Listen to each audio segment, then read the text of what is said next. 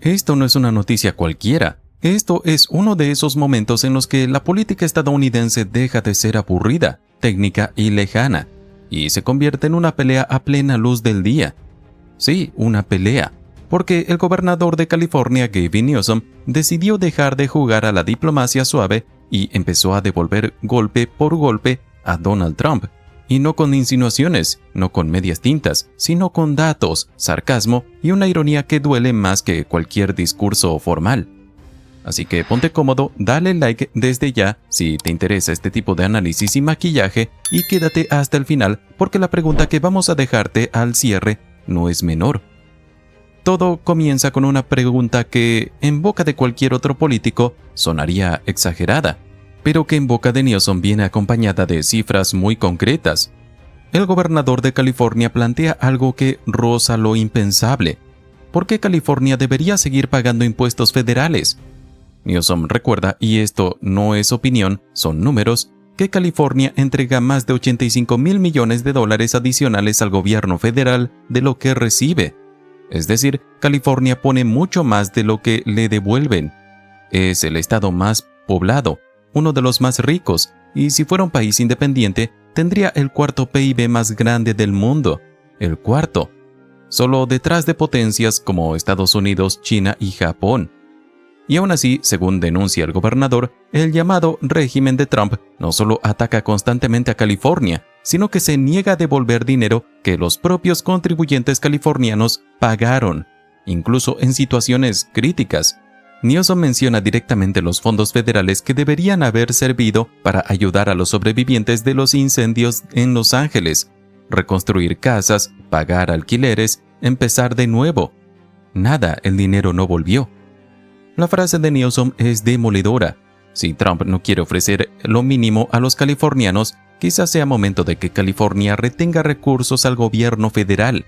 I think all of us that have been on the other side of Trump understand there's no working with Trump, there's only working for Trump. And while there's situational opportunities, and we experienced that when I worked with him, probably better than any governor in this country, certainly Democratic governor, during COVID, there were a lot of benefits to that. But there was a lot of realities in terms of that relationship that we have to confront. And California's confronted it in a very meaningful way. We have filed we're getting close to 50 lawsuits. They were not proactive litigation. It was in response to his assault on this state and the assault on our universities, the assault on funding, $4 billion transportation funding, $1.2 billion for a hydrogen hub. I mean, I could sit back and say, Mr. Trump, you're doing a wonderful job, sir, and continue to watch him completely fleece this state and this extortion racket that he's running. And ask the folks at UCLA, the cuts to NIH, cuts to NSF, the impacts to our universities here and UCSF, and the ability to attract the best and the brightest from around the world, the $100,000 burdens on H-1B visas, the issues around legal, not just illegal or undocumented, in immigration broadly. The impacts are outsized in this state. And so we're going to stand up. My state of mind is always an open hand, not a closed fist, but we're going to stand up for our people, our values, and stand up for those being bullied and intimidated. Y claro, la pregunta queda flotando en el aire. ¿Por qué pagarle a un gobierno que te ataca? Newsom no se quedó solo en los números. También decidió usar algo que Trump entiende muy bien, el espectáculo. Cuando Trump se quejó en el pasado diciendo que había sido slugged por Joe Biden, una expresión vulgar que en política se usa para decir que alguien fue aplastado electoralmente, Newsom salió a aclarar con ironía que sí, que eso significaba exactamente eso, que Trump había sido derrotado de forma contundente, nada de victimismo. Pero ahí no terminó. Trump dio una conferencia anunciando con toda la seriedad del mundo que iba a crear una nueva clase de barcos de la Marina, diseñados por él mismo. Los Trump Class.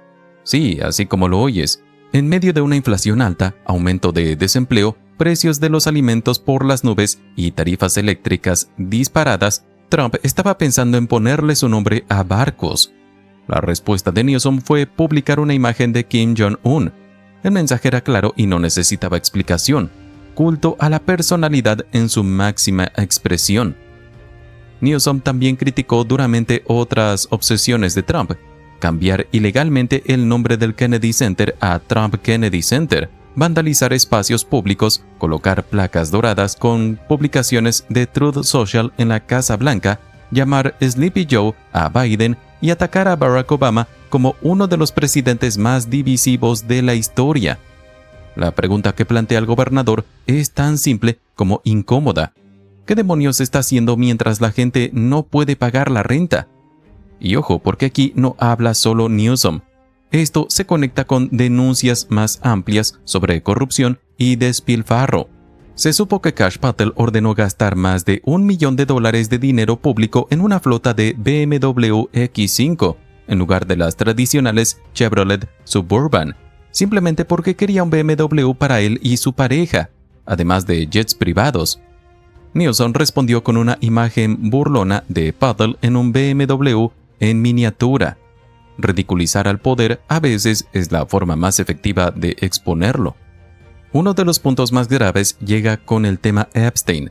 Newsom revive aquel episodio de febrero, cuando influencers MAGA fueron llevados a la Casa Blanca para mostrar un pequeño binder, una carpetita, diciendo que eran los archivos Epstein fase 1. La reacción pública fue de incertidumbre total. Esos documentos ya se conocían desde hace años. Luego llega algo todavía más turbio. Al menos 16 archivos desaparecieron del sitio web del Departamento de Justicia, incluyendo una foto de Trump con Epstein, sin explicación alguna. Y por si fuera poco, el llamado Batch 8 de documentos fue publicado y retirado inmediatamente. Newsom lanza la pregunta que muchos piensan pero pocos dicen en voz alta. ¿Qué están escondiendo Trump, Pam Bondi y Kash Patel? Y agrega otra sospecha inquietante. ¿Es por esto que Dan Bongino, subdirector del FBI, renunció justo un día antes? En una entrevista con San Francisco Standard, Newsom fue tajante. No hay trabajar con Trump, solo hay trabajar para Trump. Relata que durante la pandemia logró ciertos acuerdos, sí, pero también vivió de primera mano la extorsión política. California ha presentado casi 50 demandas contra la administración Trump, no por gusto, sino en respuesta directa a ataques. Recortes de $4,000 millones en transporte, 1.200 millones para un hub de hidrógeno, recortes a UCLA, NIH, NSF, UCSF y trabas migratorias incluso para inmigración legal con las visas H-1B, que ahora imponen cargas de hasta $100,000. Su postura, dice, es mano abierta, no puño cerrado, pero advierte que no se quedará de brazos cruzados mientras su estado es saqueado. Newsom también lanza una advertencia que no debería tomarse a la ligera. Afirma que Trump intentó manipular distritos electorales pensando ya en 2026 y que hay una ruthlessness, una brutal política que incluye policías federales, intimidación y acusaciones de fraude incluso el mismo día de las elecciones. Menciona que California ya está en tribunales con la Proposición 50 y que el caso podría llevar a la Corte Suprema. Sus palabras son claras. Esto debería helarle la sangre a mucha gente. Mientras todo esto ocurre, la administración Trump avanza silenciosamente para desmantelar el National Center for Atmospheric Research en Colorado, un centro clave para estudiar huracanes, incendios, inundaciones y olas de calor. Un alto funcionario lo calificó como woke y una fuente de alarmismo climático. Los científicos están horrorizados. Uno lo llamó la nave nodriza de la ciencia climática global. El gobernador de Colorado advierte que esta decisión costará vidas, debilitará la respuesta ante desastres y dará ventaja a adversarios extranjeros. Y todo esto mientras el país enfrenta eventos climáticos extremos como nunca antes. Aquí ya no es izquierda o derecha, es ciencia o ignorancia. Well, I've said this. The only thing that mattered was 2025. That's why we did Okay. Proposition 50. This guy tried to rig the 2026 election. He started in Texas, and he went to Missouri, went to North Carolina, tried to go to Indiana. He'll certainly get the support in Florida. He's not screwing around. There's a ruthlessness coming from this administration. These guys are trying to wreck this country, and not only are they trying to rig the election in the context of this redistricting, but look what Trump is doing with masked men, showing up, secret police, his own private police force, like in Gregory Bavino. and folks out there that are trying to intimidate free expression, free speech. The fact that we're going to have quick response teams in every state in this country in January. Wake up, folks, to what's going on, how he's trying to vandalize these elections by calling them rigged the day of the election. Donald Trump said the election out here was rigged. Yeah. Sent in the DOJ and monitors, filed, and we're in court literally yesterday. We were in court on Proposition 50 and the expectations that we go to the Supreme Court. You should put chills up the spine, a lot of folks. Yeah. So these guys mean business. And so look, I can hold hands, I can have a candlelight vigil. I want to be that guy. Of course I want to be. We all want to be that.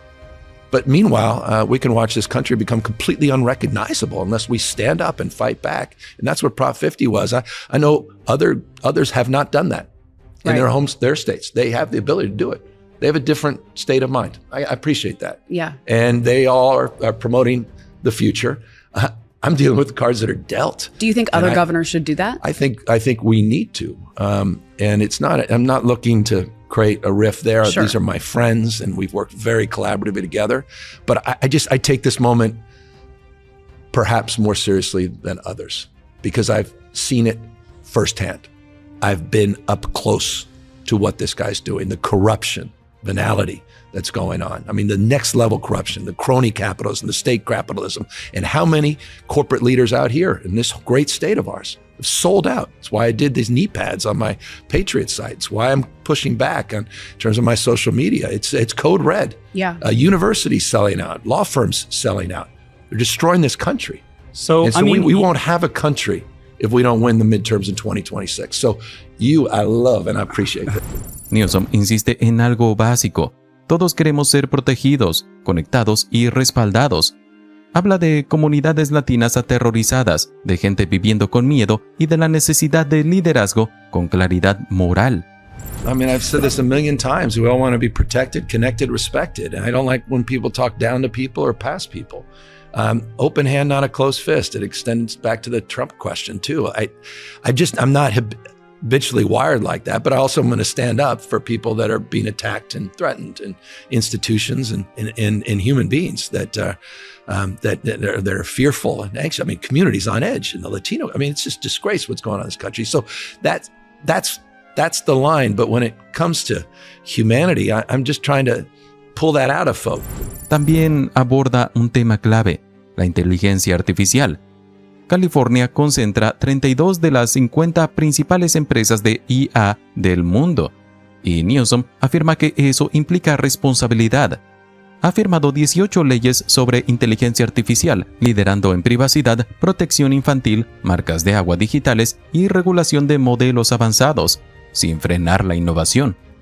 Mientras Trump y figuras como David Sacks atacan este liderazgo, California intenta equilibrar progreso y protección. AI for decades has been part of the conversation as we move from search to suggest, and we didn't necessarily have the vernacular around it. Now Gen AI, we're starting to understand, and then as we get to AGI and the issues around superintelligence, the anxiety, the promise and peril that it promotes and that it creates. So, look, California's been a leader in this space. We're not only a leader in terms of creating and developing the technology and obviously accelerating and scaling that technology around the globe. 32, 33, arguably of the top 50 AI market cap companies in the world are right here, dominantly, disproportionately here, quite literally in San Francisco, not just in the state of California. Right around the corner. Yeah, and so we have a responsibility, and we've led across issues in technology, on privacy issues and data protection, children's safety. We created a privacy council statewide that has authority that doesn't exist in any other state in the country. And so our state of mind is about accountability, responsibility. I've signed 18 AI bills. We've led on watermarking. We've led on robocalls. We've led on protections across the spectrum. But the issue around large language models specifically, the issues around frontier models, issues that were brought to the fore last year when I signed SB 53, which is a nation-leading framework that interestingly is being debated as we speak in the governor's office in New York, where Kathy Hochul will make a determination of whether or not to look to California as a model and begin to frame potentially the opportunity to look at what we've done as a national model. Of course, Trump and some of his folks, like David Sachs, everybody else out here, want to undermine California's leadership in this space, but we want to maintain it as imperfect as our regulatory system is, meaning we are very mindful of the importance of being iterative and maintaining a posture of flexibility on the basis of the known and unknown realities. Entre el aumento del costo de calefacción en 9,2% este invierno, una deuda nacional que supera los 35 billones de dólares y un departamento de justicia que promete transparencia mientras oculta archivos, Newsom no baja el tono. Incluso se burla abiertamente de Pam Bondi diciendo, «Claro, Pam, claro». Y ahora te pregunto a ti, ¿estamos viendo a un gobernador que simplemente responde a los ataques o al inicio de una figura que se prepara para algo mucho más grande en el futuro político de Estados Unidos? Déjame tu opinión en los comentarios. Atención, porque esto que vas a escuchar no es poca cosa. Ponte cómodo, sube el volumen y no pestañees, porque lo que está saliendo a la luz sobre Donald Trump, Jeffrey Epstein y los archivos recientemente liberados está haciendo que más de uno pierda la calma. Y no precisamente por sorpresa. Sí, estamos hablando de documentos oficiales del Departamento de Justicia, de nombres repetidos, de fechas concretas y de silencios que hacen mucho ruido. Así que quédate hasta el final porque esto se va poniendo cada vez más espeso. Arranquemos con el contexto general. En los últimos días se ha hecho pública una nueva tanda de documentos, conocida como el Dataset 8, de los archivos Epstein. Según lo que se ha informado, este paquete incluye cerca de 30,000 páginas adicionales relacionadas con el caso Jeffrey Epstein. Y aquí es donde empieza el temblor. El nombre de Donald Trump aparece repetidamente en estos archivos. Repetidamente, no una vez, no dos, sino varias. Y para rematar, todavía hay cientos de miles de documentos que siguen desaparecidos. Sí, desaparecidos, como si se los hubiera tragado la tierra o alguien con mucha influencia. El Departamento de Justicia, el DOJ, publicó un comunicado oficial, y esto es importante remarcarlo, desde su cuenta institucional. En ese mensaje, el DOJ afirma que algunos de los documentos contienen afirmaciones falsas y sensacionalistas contra el presidente Trump, supuestamente entregadas al FBI justo antes de las elecciones de 2020. Según el DOJ, estas acusaciones son infundadas y falsas, y aseguran que si hubieran tenido algún grado de credibilidad, ya habrían sido utilizadas en su contra. Aún así, dicen, por su compromiso con la transparencia y la ley, liberan los documentos con las protecciones legales correspondientes para las víctimas de Epstein. Hasta ahí la versión oficial. Ahora bien, uno de los documentos más perturbadores de ese Dataset 8 es una carta que presuntamente habría sido enviada por Jeffrey Epstein poco antes o justo después de que perdiera la vida. Esta carta estaría dirigida a Larry Nassar, el ex médico del equipo de gimnasia de Estados Unidos y de la Universidad Estatal de Michigan, condenado por abusar de decenas de niñas y jóvenes. O sea, no estamos hablando de cualquier destinatario. La carta, que fue enviada para análisis de escritura a fin de verificar su autenticidad, contiene un lenguaje escalofriante. En ella, el autor, supuestamente Epstein, habla de su amor y cuidado por jóvenes señoritas, y menciona que nuestro presidente comparte nuestro amor por las chicas jóvenes. La carta está fechada apenas días después de que Epstein perdiera la vida y fue devuelta al remitente. Los informes indican que Epstein habría enviado la carta a Nassar desde prisión antes de perder la vida, pero su contenido nunca se había hecho público hasta ahora. Y ojo, el FBI nunca aclaró si confirmó de manera definitiva que la carta fue escrita por Epstein. Seguimos avanzando. En 2019, durante el primer mandato de Trump, el Departamento de Justicia tenía identificados al menos 10 posibles co-conspiradores en el caso Epstein. Esto es clave porque, más adelante, figuras como Kash Patel, quien llegó a testificar bajo juramento, afirmaron que no existía información creíble sobre otros co-conspiradores. Sin embargo, los documentos recién liberados cuentan otra historia. En correos internos entre fiscales e investigadores, fechados en julio de 2019, se habla explícitamente de estos 10 co-conspiradores. Se detallan ubicaciones, intentos de contacto, citaciones ante el gran jurado y hasta el despliegue de equipos completos de fiscales y agentes del FBI. Se menciona que algunos estaban en Nueva York, Florida, Boston, Carolina del Norte y Ohio. Incluso se habla de un empresario adinerado de Ohio. Curiosamente, en uno de los documentos olvidaron redactar un nombre, Lex Wexner, un multimillonario con vínculos conocidos con Epstein. Un pequeño error de redacción, digamos. En esos mismos correos se informa que equipos de fiscales viajaron para entrevistar a aproximadamente 25 víctimas y que la línea telefónica del FBI recibió unas 45 llamadas relacionadas con el caso. Y aquí surge una pregunta incómoda. ¿Dónde están los resultados de esas entrevistas? ¿Dónde están los informes completos de esas declaraciones? Porque hasta ahora brillan por su ausencia. Y atención a esto otro. Entre los documentos también aparece una citación formal del gran jurado dirigida nada más y nada menos que al Club Mar-a-Lago. Sí, Mar-a-Lago. La citación está fechada el 5 de octubre de 2021 y ordena que un representante del club comparezca ante la Corte de Distrito Sur de Nueva York el 29 de noviembre de ese mismo año, en el marco de la investigación relacionada con Ghislaine Maxwell. Esto ya no es rumor, no es especulación, es un documento judicial. Ahora hagamos memoria. A principios de este año, Kash Patel declaró bajo juramento que los archivos internos no contenían información creíble sobre co-conspiradores.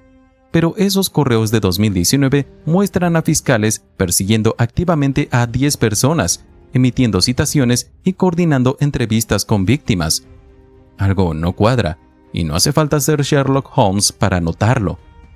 Pasemos a otro punto delicado.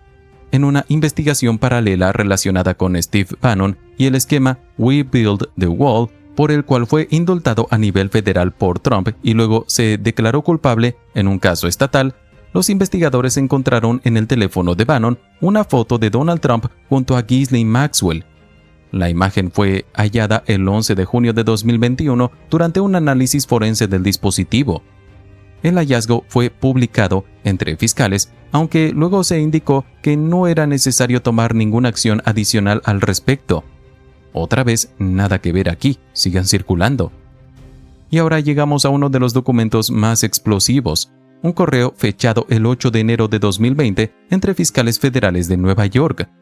En él se informa que los registros de vuelo recibidos mostraban que Donald Trump había viajado en el jet privado de Epstein muchas más veces de lo que se conocía públicamente.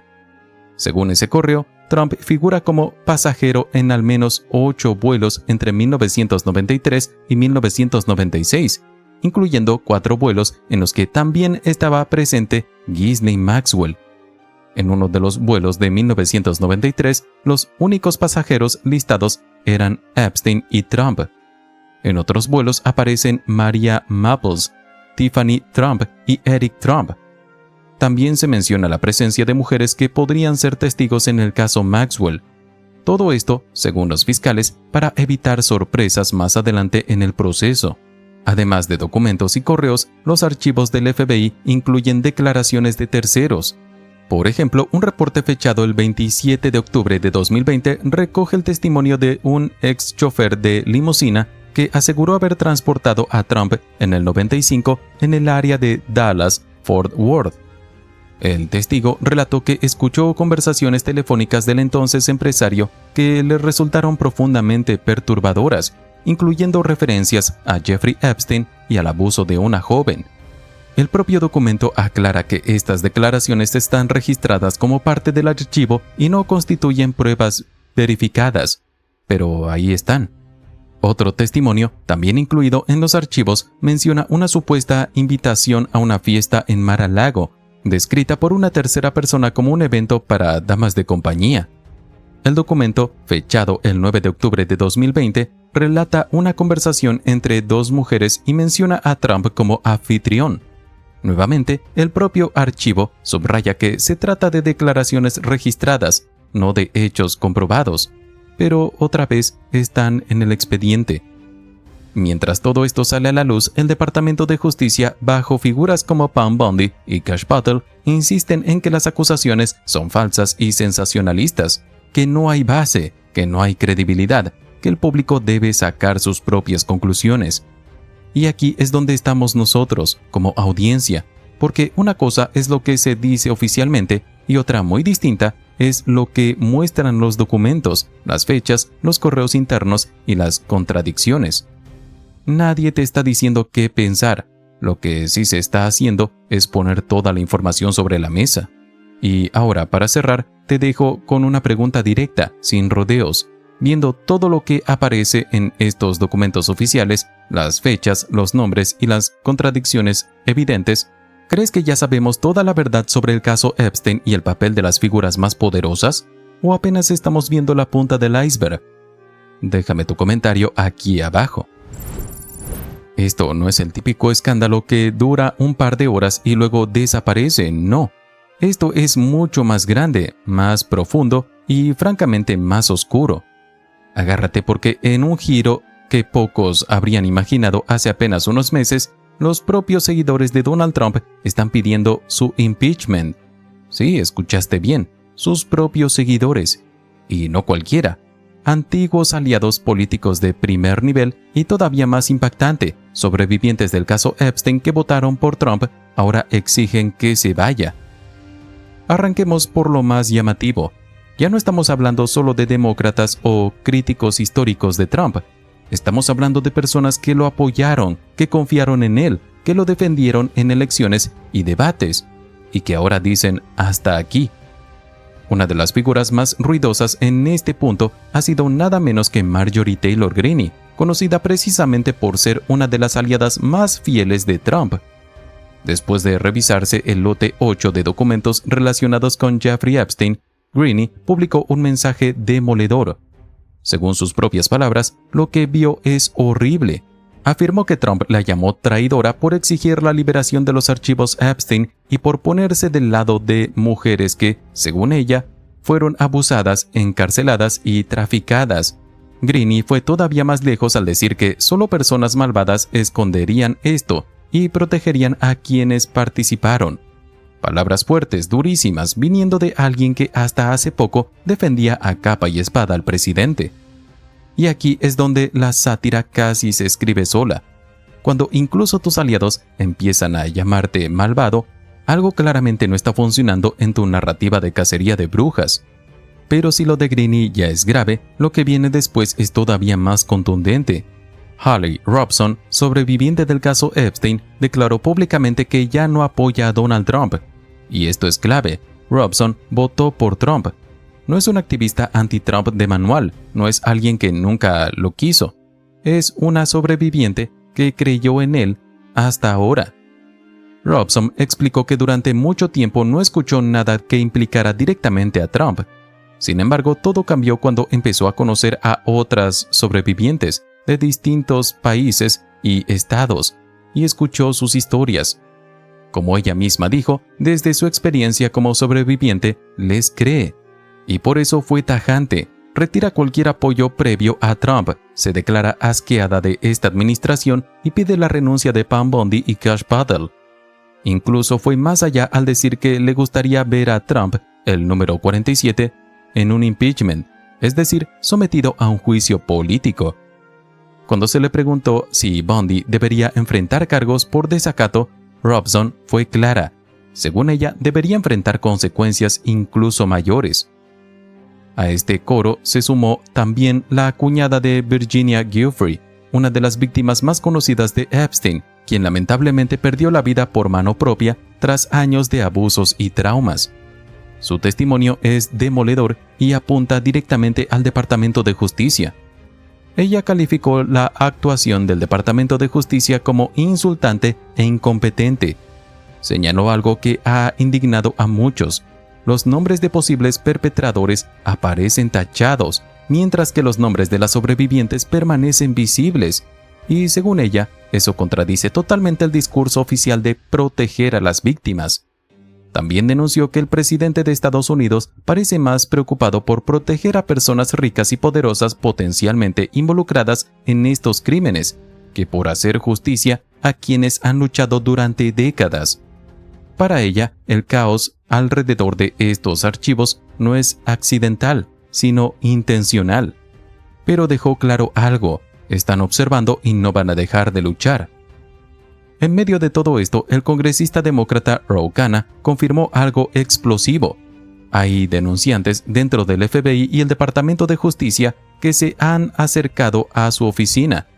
Según Khanna, son personas molestas por la falta de cumplimiento de la ley y temerosas de ser responsabilizadas por obstrucción a la justicia. Khanna fue muy claro al decir que, aunque la actual fiscal general no va a procesar estos casos, en el futuro podría haber consecuencias legales. Incluso mencionó que a partir de 2029, con un nuevo gobierno, podría haber investigaciones serias, no por venganza, sino porque, como dijo él, no se pueden cometer delitos y salir impune. Y aquí llegamos a uno de los momentos más surrealistas de toda esta historia. El Departamento de Justicia publicó un comunicado diciendo que había liberado casi 30,000 páginas adicionales relacionadas con Epstein. Hasta ahí todo bien, pero luego agregó que algunos documentos contenían acusaciones falsas y sensacionalistas contra Trump, presentadas justo antes de las elecciones de 2020. El mensaje básicamente suena a: no se preocupen, esto es falso, y si fuera verdad ya se habría usado contra él. Una afirmación que muchos interpretaron como el Departamento de Justicia actuando más como buffet personal de Trump que como una institución independiente. El líder demócrata del Senado, Chuck Schumer, no se guardó nada. Dijo abiertamente que el Departamento de Justicia se ha convertido en un lacayo de Trump. Recordó que la ley exigía que todos los archivos fueran liberados el 19 de diciembre, sin goteo, sin tachaduras masivas. Schumer denunció que hay testimonios enteros, como uno de 119 páginas, completamente negro, además de cientos de páginas más parcialmente censuradas. Si no hay nada que ocultar, pregunto, ¿por qué no liberan todo de una vez? Schumer anunció que el Senado podría llevar al Departamento de Justicia a los tribunales por incumplir la ley y dejó claro que la presión pública es clave. Según él, esta ley se aprobó casi por unanimidad porque la gente lo exigió, las víctimas lo exigieron. Otro nombre que aparece constantemente es el de Kash Patel, director del FBI. Schumer y otros legisladores lo acusan de mentir al Congreso al decir que no hay co-conspiradores en el caso Epstein, cuando registros de 2019 indican que existía una lista de al menos 10 co-conspiradores. La pregunta sigue en el aire: ¿quiénes son? ¿Por qué no se han revelado? Y aquí entra un dato clave: exfuncionarios del Departamento de Justicia habrían renunciado por disgusto al considerar que la institución ya no actúa de forma honesta ni honorable. Para cerrar el cuadro, Schumer también habló de la presión sobre los medios, mencionando casos como CBS, ABC y figuras como Jimmy Kimmel. Según él, hay un intento claro de moldear lo que la gente ve, escucha y cree. Un ambiente que describió con una frase inquietante: esto huele a tiranía. Así están las cosas. Antiguos aliados de Trump, sobrevivientes de Epstein, familiares de víctimas, congresistas, senadores y hasta denunciantes internos del FBI coinciden en algo. Algo se está ocultando y la paciencia se está agotando. Ahora la pregunta es para ti. ¿Crees que la verdad sobre los archivos Epstein saldrá completamente a la luz? ¿O estamos viendo a uno de los mayores encubrimientos políticos de la historia reciente? Si este análisis te pareció útil, dale like, compártelo y suscríbete al canal para seguir de cerca esta historia que, sin duda, todavía no ha terminado. Nos vemos en el próximo video.